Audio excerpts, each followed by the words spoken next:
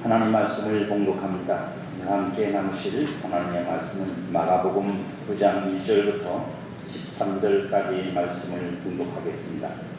신약성경 68면부터 시작되는 마가복음 9장 1절로 13절의 말씀을 대독합니다. 또 그들에게 이르시되 내가 진실로 너희에게 이르노니 여기 서 있는 사람 중에는 죽기 전에 하나님의 나라가 권능으로 임하는 것을 볼 자들도 있느니라 하십니다. 엿새 후에 예수께서 베드로와 야고보와 요한을 데리시고 다른 높은 산에 올라가셨더니 그들 앞에서 변형기사 그 옷이 광채가 나며 세상에서 빨리 하는 자가 그렇게 회개할 수 없을 만큼 매우 휘어졌더라. 이에 엘리야가 모세와 함께 그들에게 나타나 예수와 더불어 말하거늘 베드로가 예수께 고하되 라비여 우리가 여기 있는 것이 좋사오니 우리가 초막 셋을 짓되 하나는 주를 위하여 하나는 모세를 위하여 하나는 엘리야를 위하여 하사이다 하니 이는 그들이 몹시 무서워하므로 그가 무슨 말을 할지 알지 못함이더라. 마침 구름이 와서 그들을 덮으며 구름 속에서 소리가 나되 이는 내 사랑하는 아들이니 너희는 그의 말을 들으라 하는지라. 문득 들러보니 아무도 보이지 아니하고 오직 예수와 자기들 뿐이었더라.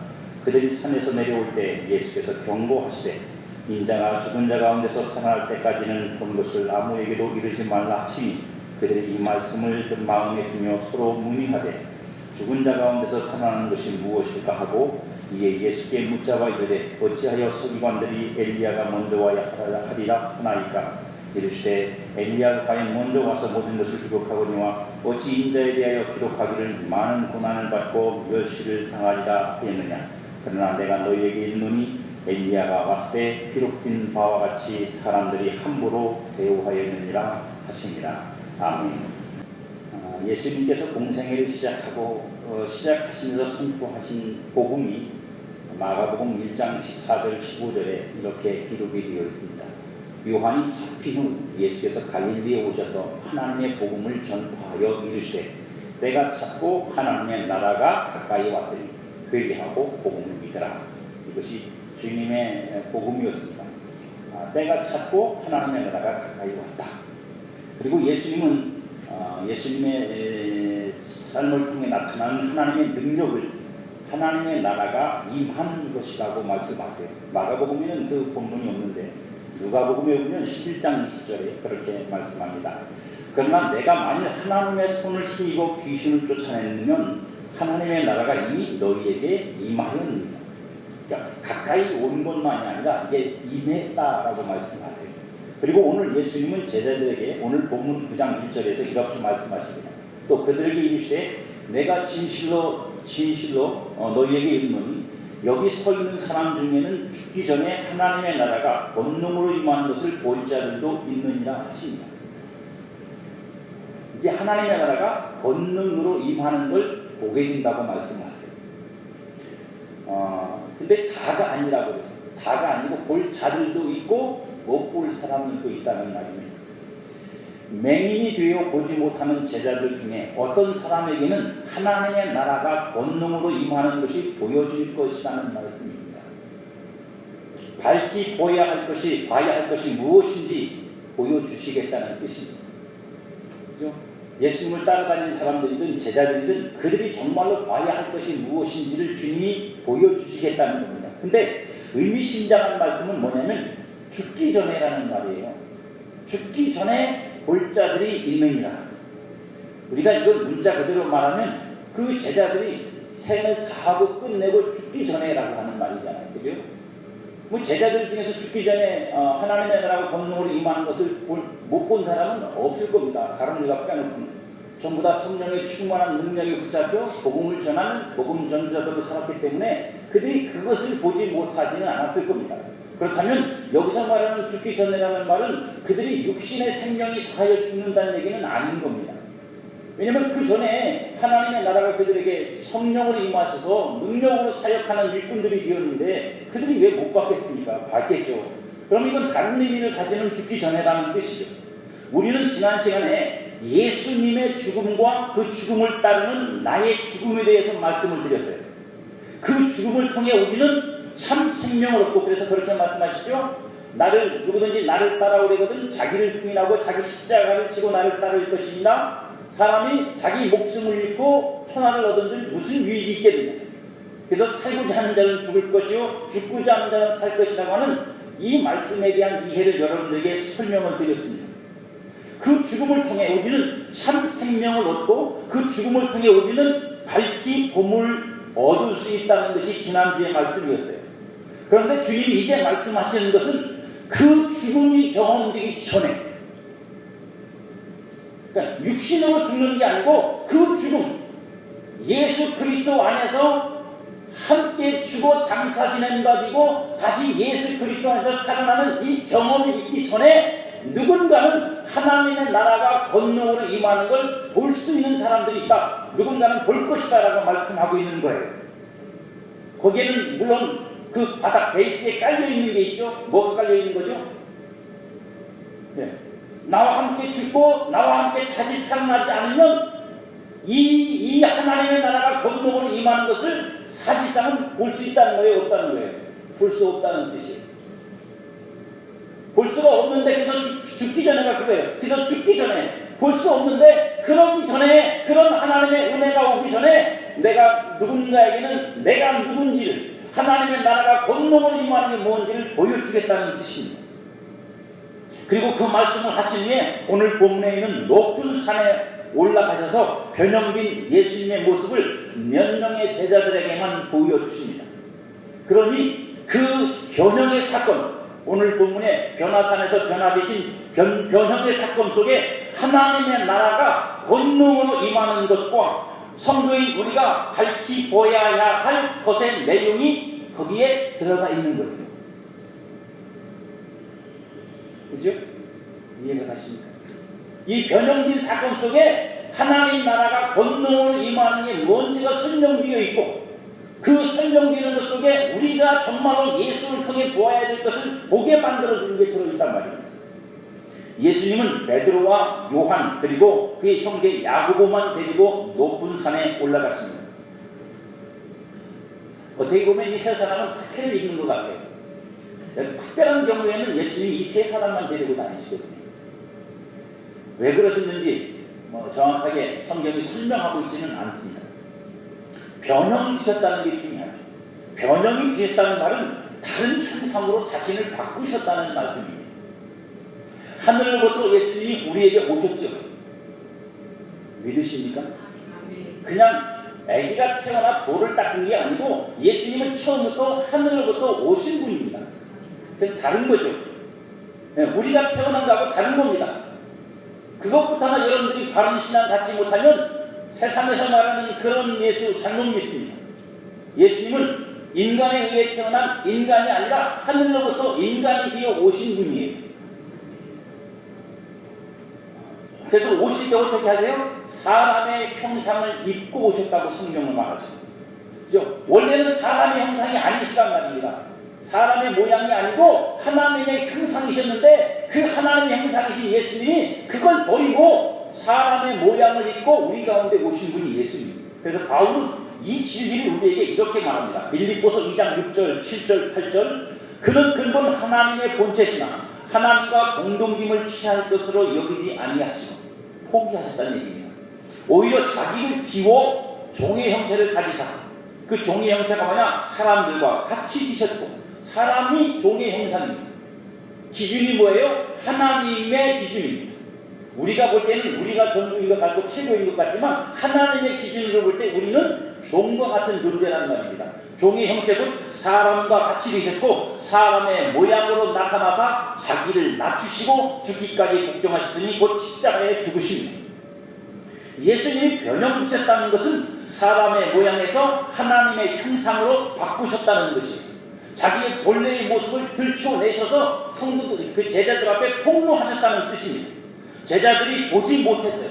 제자들이 본 건 육신으로 보이는 예수뿐이었고 그죠? 그들에게 가르치는 좋은 선생 혹은 메시아로 믿기는 했어도 정말로 하나님이 보내신 하나님으로서의 메시아가 아니라 다윗의 후손으로 와서 자신들의 욕구를 충족시켜줄 왕을 통치자 왕 그런 메시아로만 기대했던 그들이었기 때문에 예수님을 제대로 보지 못했는데 예수님이 변화산에서 제자들에게 그걸 보이신 거예요. 너희가 봐야 될 게 이거야 라고 보여주신 겁니다. 그런데 이 변형의 사건에서 마가가 우리에게 전하려는 것은 제자들이 변형을 보았다는 것이 아닙니다. 물론 본 것도 중요하지만 왜 이게 중요하지 않습니까? 이건 보여줘서 끝내려는 게 아니라 무엇을 목적으로 하는 거예요? 보여줌으로 말미암아 너희들이 마침내 봐야 될 것이 무엇인지를 설명하려는 것뿐인 겁니다. 그러니까 변형된 모습이 무엇인지를 설명하는 내용보다는 그 변형이 어디로부터 오는 거냐를 설명하는 게 오늘 본문이 가지는 목적이란 말이에요. 그래서 마가는 그 변형된 내용을 자세하게 설명하지 않아요. 그냥 광채가 났다. 얼굴이 빛나고 옷 입고 빨래한 것보다는 훨씬 깨끗하게 빛이 났다. 어쨌든 예수 잘 믿으면 빨래도 잘 믿다.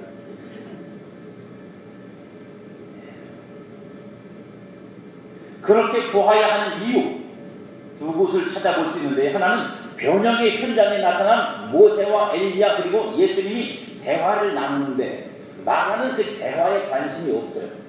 대화를 기록하지 않습니다. 네, 대화를 나눴다고만 기록이고, 하지만 누가는 이걸 자세하게 기록을 합니다. 누가복음 9장 30절 31절에 보면 문득 두 사람이 예수와 함께 말하니 이는 모세와 엘리야, 영광 중에 나타나서 장차 예수께서 예루살렘에서 별세하실 것을 말할 때.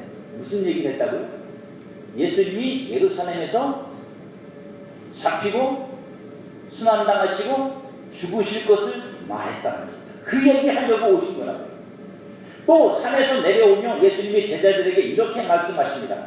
9절을 보면 그들이 산에서 내려올 때에 예수께서 경고하시되 인자가 죽은 자 가운데서 살아날 때까지 본 것을 아무에게도 이르지 마라 고 말씀하세요. 왜 이렇게 말씀하실까요? 세 명의 제자들에게는 그걸 보여주시고 그 제자들 보고는 다른 사람에게는 말하지 말래. 근데 그 말하지 못하는 그 시한이 언제까지냐? 인자가 어떻게 된다고요? 죽은 자 가운데서 살아날 때까지. 그러니까 죽음과 다시 부활하심, 우리가 믿는 부활을 보기 전까지, 그것이 성립되기 전까지는 침묵하라. 그렇게 말씀하시는 이유가 있죠. 그 이유를 오늘 우리는 이 본문 속에서 읽어내야 되는 겁니다. 이 말씀이 무슨 뜻이냐면, 변형된 모습이 우리가 보아야 할 예수님의 진짜 형상인 것은 분명하지만 그 형상이 십자가의 죽음과 부활을 통해서만 나타난다는 말씀. 그러니까 지금 너희들이 본 건 그래서 볼 자들이 있다고 말씀하신 이유가 그거란 말입니다. 그들이 예수의 죽음과 함께 죽고 예수의 부활과 함께 다시 살아나면 그 영광에 참여하는 자들이 될 거예요. 그때는. 하지만 지금은 그게 아직 성립되고 이루어지지 않았음에도 불구하고 보여주셨단 말입니다. 제자들한테 너희들이 정말로 봐야 될 게 이거야 라고 보여주셨다고요. 그러니까 그들이 보기는 보았지만 그게 사실 뭔지 몰라. 본 것뿐이에요. 그냥 이게 이거구나 보긴 봤는데 뭔지 모르고 그게 아직 성취되고 완성되지 않았기 때문에 뭐 하시는 거예요? 말하지 마. 말해도 알지도 못하고 이해도 못해. 그 증거가 뭔지 아세요? 제자들은요 이렇게 보고 내려오면서 예수님이 나는 죽어야 돼 그랬더니 왜 죽지? 그 죽음이 뭐지? 다시 살아난다는 게 뭐지? 라고 의문을 품고 있어요. 모르는 거예요. 그냥 본 것뿐이에요. 그들이 예수님이 누구신지를 정말로 깨닫고 그 변형되심의 목적이 무엇인지를 아는 게 아니라 그냥 그것만 본 거예요. 변형이 뭔지, 정말로 그의 형상이 무엇인지를 눈으로 보고 확인한 것밖에는 없는 거예요. 안타깝게도 그 영광을 본 제자들마저 이 진리를 이해하지 못합니다. 10절에 보면 그들이 이 말씀을 마음에 두며 서로 문의하되 죽은 자 가운데서 살아난다는 게 무엇일까? 하고 의문을 품어요. 모른단 말입니다. 아직도. 예수님의 죽음이 뭔지 그의 부활이 뭔지를 모르고 그냥 영광된 모습만 본 거예요. 본다고 전부가 아닌 거예요. 보는 게 중요한 게 아니라 그 보여진 것이 무엇인지를 깨닫는 게 중요해요. 그걸 깨닫지 못하면 보는 것만으로는 족할 수 없습니다. 그래서 엉뚱한 질문으로 베드로가 예수님의 옷을 잡고 자기에게 돌려서 죽으시면 안 됩니다라고 말했듯이 항변을 합니다. 제자들이. 뭐라고 항변하면 이에 예수께 묻자와 이르되 어찌하여 서기관들이 엘리야가 먼저 와야 하리라 하나이까. 이 말은 좀 어렵습니다. 왜냐하면 왜 엘리야가 먼저 와야 한다는 말이 여기에 붙어 있느냐 하면, 여러분, 이 엘리야가 먼저 와야 된다는 말이 의미를 갖고 있는 게 무슨 뜻이냐면, 우리가 잘 아는 것처럼 이건 말라기서의 4장에 나와 있는 예언을 인용한 말입니다만, 그건 무슨 뜻이냐면, 그때 당시에 서기관들이 가르쳤던 엘리야가 먼저 오리라는 뜻의 의미는 뭐냐면, 엘리야가 먼저 와서 모든 백성을 회개시키고 회복시켜 하나님께로 돌이켜서 모든 걸 준비 다 해놓고, 그 다음에 오는 메시아는 어떻게 하느냐? 이 엘리야가 준비해놓은 모든 지방의 왕으로 와서 다스리고 통치하여 자기 나라 이스라엘을 회복시키고 그저 이스라엘을 강국으로 만들어준 위대한 왕으로 올 줄로 알았단 말입니다. 그래서 그렇게 성도들은 백성들을 가르쳤어요. 그러니까 엘리야가 먼저 와야 한다는 의미는 이들에게는 어떤 의미냐면, 엘리야가 와서 우리를 다 하나님께로 돌아서게 만들고, 우리가 하나님께로 다 돌아서서 하나님과 우리 사이가 완전히 회복된 상태에서 이제 그 다음에 오는 메시아는 이제 그런 어려움 없이 그냥 평탄하게 와서 왕으로 나라를 회복해주는 이런 일만 하기를 기대하고 있단 말이에요. 그런 의미에서 엘리야가 먼저 와야 된다고 이해를 하고 있었단 말이에요. 그러니까 이 말은 무슨 뜻이에요? 예수님이 왜 죽어야 돼요? 메시아라며. 당신 메시아시라면서요. 그럼 엘리야가 다 해놓을 텐데 당신이 죽을 이유가 없잖아요. 그렇죠? 죽으실 이유가 없잖아요. 서기관들한테 그들이 배운 대로 하면, 그죠? 엘리야가 다 준비해놓고 다 끝내고, 그럼 당신 메시아는 이제 당신이 자신을 드러내서 내가 정말로 메시아야, 내가 하나님의 이번에 왕이야, 그러니까 이제부터 내가 하나님의 권능을 가지고 내가 이 나라를 회복시키고 내가 이 로마를 다 물리쳐버리고 내가 여기다가 새하늘 새 땅 지을 거야 라고 하셔도 부족한데, 죽으신다 그러니까 제자들은 이해가 안 가는 거예요. 메시아가 맞느냐는 질문이죠. 당신 정말로 메시아가 맞느냐고. 우리가 알고 있고 우리가 배운 메시아는, 서기관들이 가르친 메시아는 엘리야가 다 준비했는데 와가지고 왕노릇만 하면 되는 건데, 죽는다 그러시니까 그걸 못 알아듣는 거예요. 못 깨닫는 거랍니다. 그래서 항변하는 거예요. 이 말은, 그러자 주님도 그들에게 항변하십니다. 12절이면 이르시되 엘리야가 과연 먼저 와서 모든 것을 시복하거니와 어찌 인자에 대하여 기록하기를 만 고난받고 며칠을 당하리라 하였느냐. 무슨 얘기예요? 야, 너희들 엘리야가 가지고 모든 걸 시복한다고? 그러면 성경에 왜 인자가 와가지고 고난을 받는다는 말은 왜 있어? 라고 주님이 반문하시는 거예요. 무슨 얘기예요? 엘리야가 다 회복하지 않아. 완성은 내가 하는 거야. 메시아가 와서 완성하는 거지 엘리야가 하는 거 아니야 라고 말씀하시는 거예요. 그러면서 말씀하시는 거예요. 너희는 왜 엘리야에 대한 기록은 보면서 왜 메시아에 대한, 인자에 대한 기록은 못 보냐? 이 눈뜬 장민들아.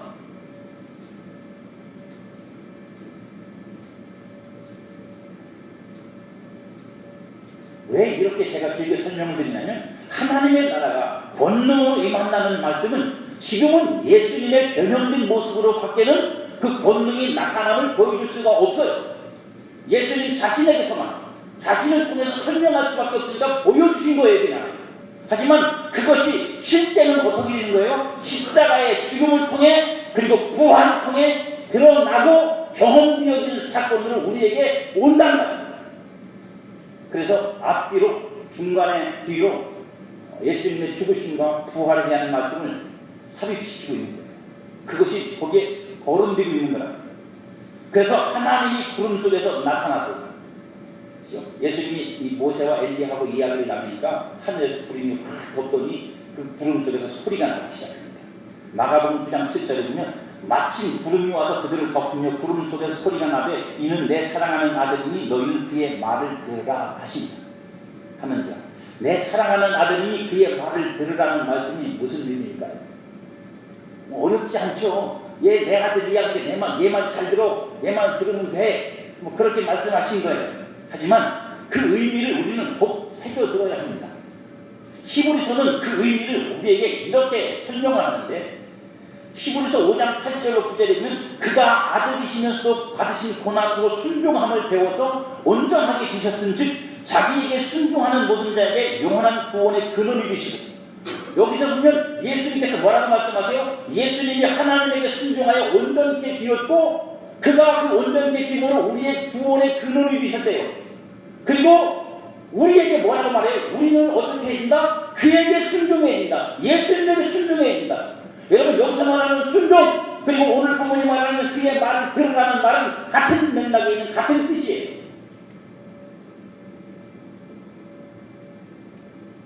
예수님이 이렇게 하라면 이렇게 하고 저렇게 하면 저렇게 하고 그 말을 들으라는 건지, 순종은 이거 하라면 그거 하고 그거 하지 말라면 안 하는 것, 이게 순종이지. 이 말을 들으라는 말과 순종하라는 말이 가지고 있는 의미를 우리가 이해해야 한다면 그게 뭐냐? 그것이 우리에게 가르치고 있는 게 뭐냐면 바로 그냥 시키는 거 하고 하지 말라는 거 하지 마, 이런 어떤 계명과 윤리와 규범이 아니라 뭐예요? 예수님에게 연합이라는 의미예요.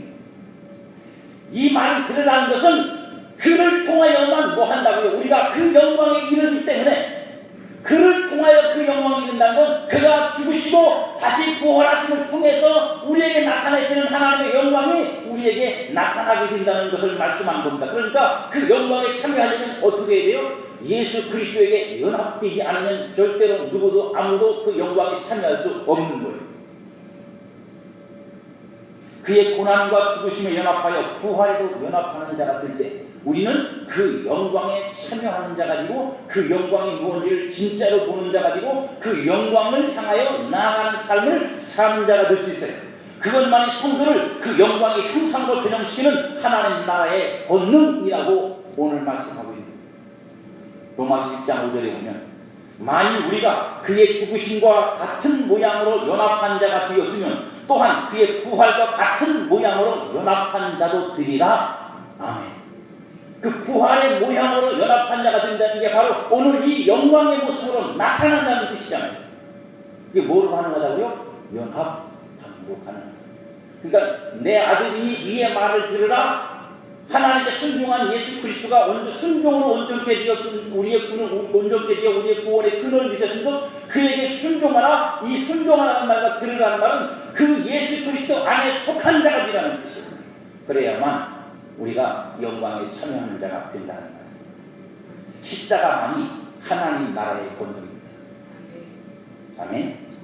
고린도서 1장 18절에 보면 십자가의 도가 멸망하는 자들에게는 미련한 것이요 구원을 받는 우리에게는 하나님의 능력이라고 합니다.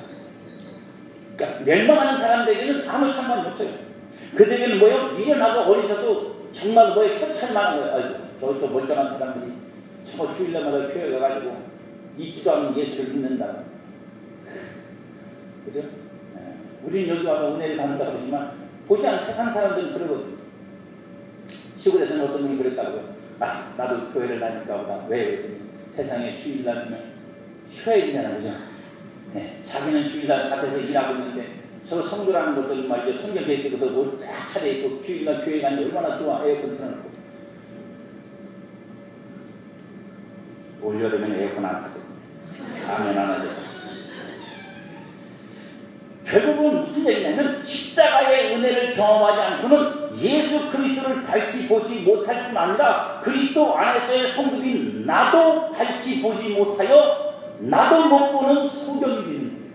내가 누군지 내 정체성을 못 본다는 겁니다. 내가 어떤 존재, 예수에게서 못 본 자는 자기한테서도 못 보는 거예요. 예수 안에 있는 영광을 못 본 자는 자기의 삶 속에 있는 영광도 못 보는 거라고. 남은 못 보고 자기 보는 맹인이 있어요? 없지. 그런데 예수님은 왜 이 가르침을 그 높은 산에 끌고 올라가서 뒷골목에 가가지고 변형되시는 교차 하셨을까요? 그 이유는 이 사건, 이 변형되는 사건의 배경, 즉 모티브가 시내산에 있기 때문입니다. 시내산. 모세가 하나님으로부터 율법을 받아 내려오는 사건이 시내산 출애굽기에 보면 기록되어 있지. 거기 보면 성경이 어떻게 설명하고 있냐면 모세가 하나님 앞에 물론 십계명을 2번 받아갖고 옵니다. 한 번은 깨트려버리고 두 번째 이제 다시 이제 자기가 쓰죠. 처음엔 하나님이 새겨주셨는데 나중에 자기가 새겨요. 그 돌판을 들고 나올 때 모세의 얼굴에서 광채가 나와요. 그래서 그 광채를 보지 못하게 하려고 수건으로 가려버렸어요. 그리고 모세가 내려갔단 말입니다. 이게 오늘 사건의 모티브예요. 그걸 배경으로 가지고 있는 사건이란 말이에요. 그래서 바울은 이 진리를 우리에게 이렇게 설명을 합니다.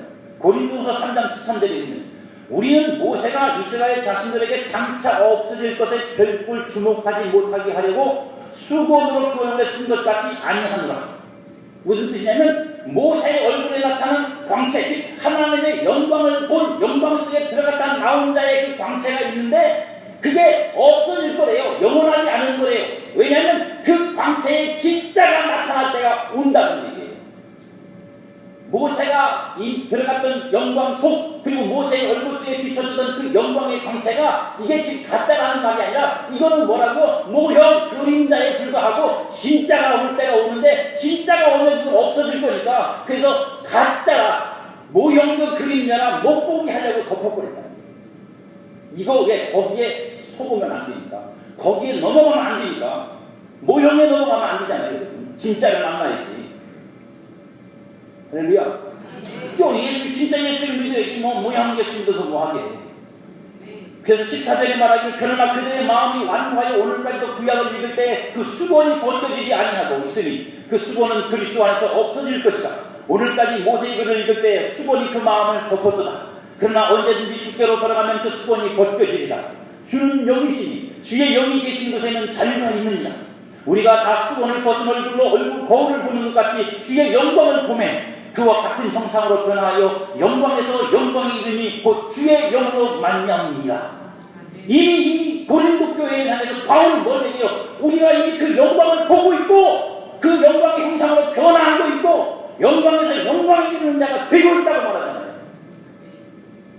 마가복음은 예수님이 이 땅에 계실 때의 사건이기 때문에 아직 십자가와 부활 사건이 이루어지기 전이란 말입니다. 그렇게 설명되고 있지만 그 죽으심과 부활을 경험한 성도들에게는 성령을 통해서 그 영광의 영으로 말미암아 이미 충만케 된 그들에게는 그게 성취되고 완성되고 나타나고 영광에서 영광이 이르는 그들의 삶이 이미 존재한다는 말이에요.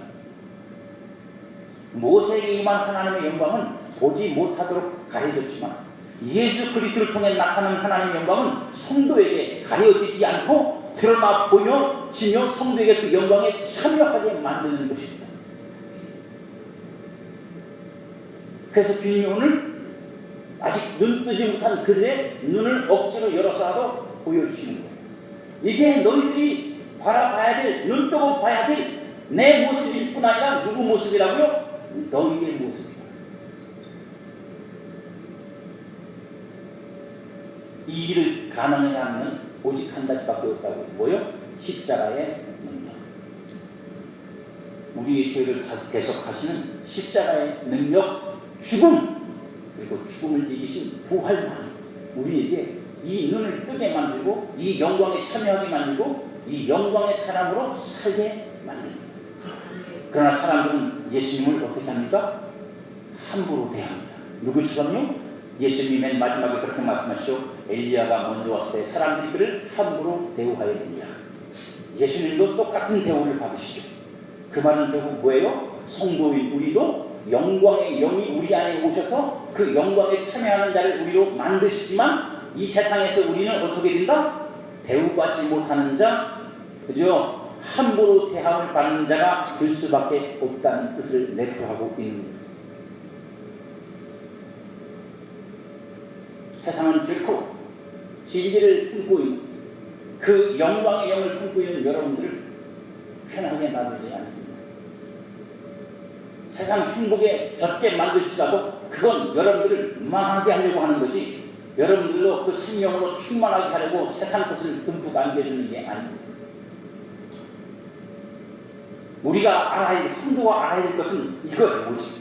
로마서 8장 14절 이하에 보면 무릇 하나님의 영으로 인도함을 받는 사람은 곧 하나님의 아들이다. 너희는 다시 무서워하는 종의 영을 받지 아니하고 양자의 영을 받았으므로 우리가 아빠 아버지라고 부르짖는 성령이 친히 우리의 영과 더불어 우리가 하나님의 자녀인 것을 증언하시나 자녀인 또한 상속자 곧 하나님의 상속자요 그리스도와 함께한 상속자는 우리가 그와 함께 영광을 받기 위하여 고난도 함께 받아야 할 것이니 생각하건대 현재의 고난은 장차 우리에게 나타날 영광과 비교할 수 없도다. 중요한 건 이거예요. 저와 여러분 속에 이게 이미 존재한다. 예수 안에서 여러분들이 그 영광을 봤다면 그리고 그것이 여러분들 안에서 보여졌다면 이 땅에서의 우리의 삶은 고난이든 행복이든 상관없다.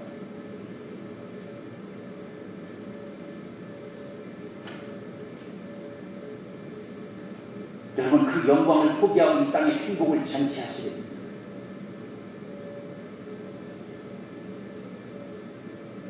우리가 세상에서 어떻게 사느냐를 따지는 이유는 한 가지입니다. 아니, 우리에게 성도예요. 내 안에 그 영광의 영이 오셨음을, 내가 그 영광의 영으로 돌려 있음을 예수 안에서 못 본 자는 자기 안에서도 못 보니까 자기는 영광이 없는 존재인 거예요. 그러니까 그 영광은 어디서 얻어 있냐면 이 세상에서 땅에서 얻어야 되는 거예요. 진짜 하늘 영광을 못 가지고 못 보니까, 그 영광이 내게 있는 줄 모르니까 이 땅의 것이 영광스러워 보이는 거고, 그게 요만하게 보이는 거고, 그게 높아 보이는 거고, 그게 최고의 수준인 것처럼 보이는 거예요. 그래서 봐야 되는 거예요. 예수 안에 있는 그 영광을 봐야 되고, 내 안에 있는 영광의 영을 봐야 되고, 그 영광의 영으로 내가 불러 있음을 알아야 우리가 만가 우리에게 유혹과 시험으로 다가오는 세상 영광에 눈 안 떼끼는, 마음 안 떼끼는, 그걸 못 보면 하와가 선악과를 보고 보암육하고 먹음육하고 기에 빼할 만큼 탐스럽게 한지라 한 것처럼 우리는 세상 것이 그렇게 보이는 겁니다.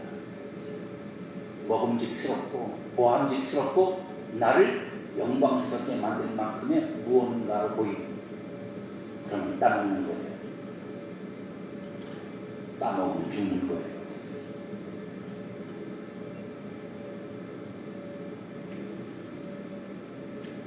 하나님 나라의 권능이, 십자가의 권능이 성도를 영광의 자녀로 변형시키지만 그 변형은 영광으로의 도치가 아니라 눈이 밝아져 현재의 고난을 밝히 보며 영광의 영으로 사는 그리스도의 고난의 삶을 살아내게 만드는 데 있는 거예요. 권능이란. 그러니까 그런 권능을 가지려면 십자가의 능력은 내가 그리스도 예수 안에서 세상 안에 두지 않으면 그런 권능은 안 생깁니다. 그래서 베드로는 우리에게 4장 14절, 베드로전서 4장 14절에서 이렇게 말해요. 너희가 그리스도의 이름으로 치욕을 당하면 복이 있는 자다. 세상에 이런 가르침이 어디 있어요? 세상에서 너희가 그리스도의 이름으로 치욕을 당하면 복이 있는 거야. 욕먹으면 복이 있는 거야. 미움받으면 복이 있는 거야. 왜요? 영광의 영, 곧 하나님의 영이 너희 위에 계십니다. 영광의 영, 곧 하나님의 영이, 그 영이 이미 여러분 안에 와 계시다고. 그 영광의 여러분들은 그 영으로 참여하고 있다고. 그래서 지난 시간에 말씀드린 것처럼 그는 죽어도 살겠고, 그는 비록 천하를 갖지는 못할지라도 그 생명을 얻어서 천하보다 귀한 생명을 얻는 자가 되었다는 거예요. 여러분들에게는 그게 값지지 않습니다. 세상 영광이 더 커 보입니다. 세상이 주려는 것이 더 커 보입니다. 높은 산에 올라 하나님 나라가 권능으로 임하여 당신을 어떻게 변형시켰는지를 밝히 보고 다시 산 아래로 내려와 그 영광의 영에 이끌려 고난의 현재를 살아가는 것, 이게 성도의 삶입니다. 그래서 옛 목사님 중에 한 분이 그 말씀하시는데 제가 볼 때는 일리가 있는 말이에요. 성도는 기도 속에서 하나님의 영광을 만나고 기도가 끝나고 세상으로 나가면 고난 속으로 들어가는 거예요. 이 패턴을 만들지 못하는 성도는 기도를 해도 그렇고 세상을 나가도 그렇고 안팎이 다른 게 없는 거예요. 이제 여러분은 무엇이 보이십니까? 그리고 무엇을 보이는 그것이 어떻게 보이십니까?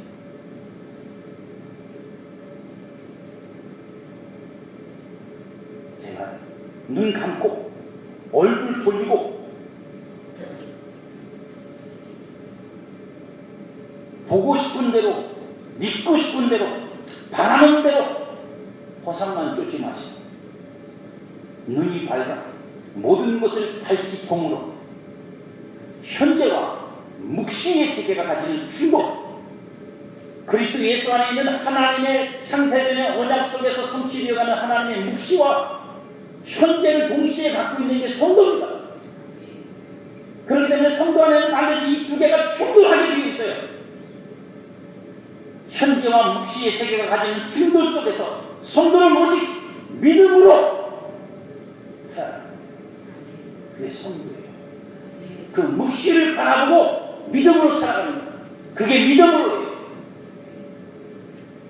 현재를 바꿔놓는 게 아니라, 현재를 내가 원하는 모양으로 만들어내는 게 믿음이 아니라, 그 묵시를 하여 끊임없이 나를 항복시키고 하나님께서 몰고 가시는 그 없음, 비움, 낮음, 그 자리로 끌고 가셔서 우리로 마침내 죽음과 부활이 무엇인지를 경험케 하시는 자리로 가는 거예요.